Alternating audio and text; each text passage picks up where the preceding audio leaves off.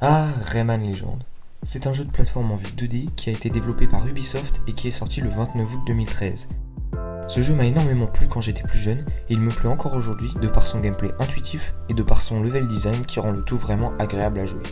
Rayman Legends comporte plus de 80 niveaux inédits et il y en a un que j'apprécie le plus, je parle bien évidemment de Granny's World Tour. C'est donc en repensant à ce jeu que m'est venue l'idée de recréer mon niveau préféré ainsi que presque tous les mouvements de Rayman. Donc je peux commencer à travailler.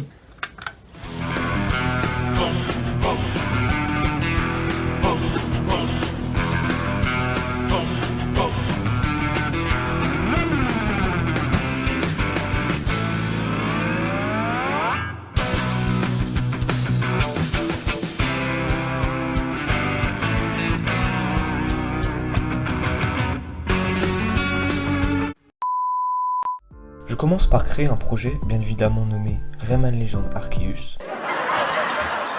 Pour commencer à créer un jeu de plateforme, il faut déjà créer un script pour déplacer le personnage, donc j'ai suivi un tutoriel sur YouTube, et quand je dis suivre un tutoriel sur YouTube, je veux dire and imported my player sprite as well as a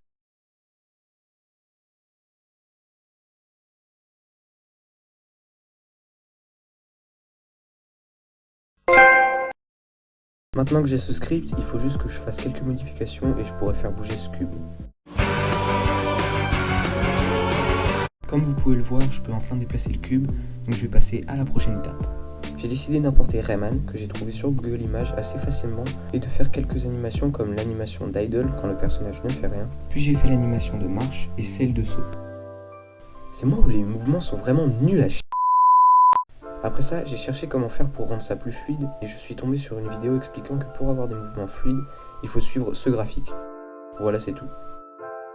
En gros, on fait en sorte que le personnage accélère pour atteindre sa vitesse maximale, puis qu'il décélère pour s'arrêter.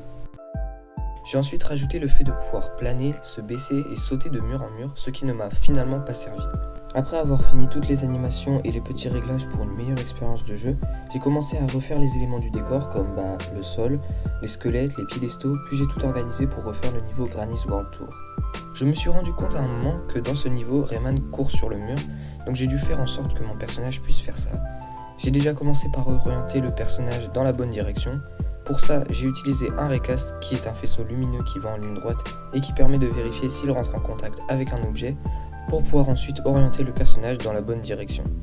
Après ça, j'ai fait en sorte que le personnage avance sur le mur et qu'il puisse sauter sur l'autre mur. Un peu après dans le niveau, Rayman fait de la tyrolienne, donc j'ai dû le rajouter dans mon jeu. Pour faire ça, j'ai utilisé une boîte de collision qui va détecter si Rayman rentre dedans, puis s'il rentre dedans, un objet va l'emmener jusqu'au bout de la tyrolienne et j'ai fait en sorte qu'il puisse sauter pour attraper les autres tyroliennes. J'ai enfin fini de faire le niveau et après ça, j'ai voulu faire un menu principal en vif. Dans le menu, j'ai juste ajouté un bouton pour quitter et un bouton pour lancer le niveau, puis j'ai aussi rajouté un décor dans le fond. J'espère que cette vidéo vous a plu, vous pouvez mettre un like et vous abonner si vous le souhaitez. Maintenant je vais vous laisser avec le résultat final. Salut!